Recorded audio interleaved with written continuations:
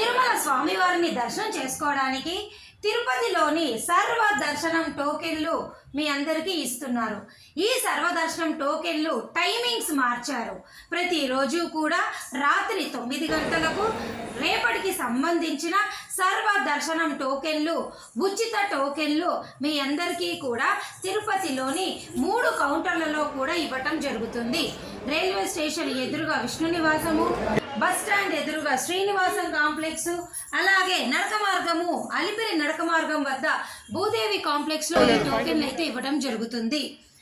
గతంలో అయితే ఈ టోకెన్లు తెల్లవారుజామున 2 గంటలకు ఇచ్చేవారు. కానీ ఒక 10 రోజుల నుంచి కూడా మీ అందరికీ ఈ టోకెన్లు రాత్రి 9 గంటలకే ఇవ్వటం జరుగుతుంది.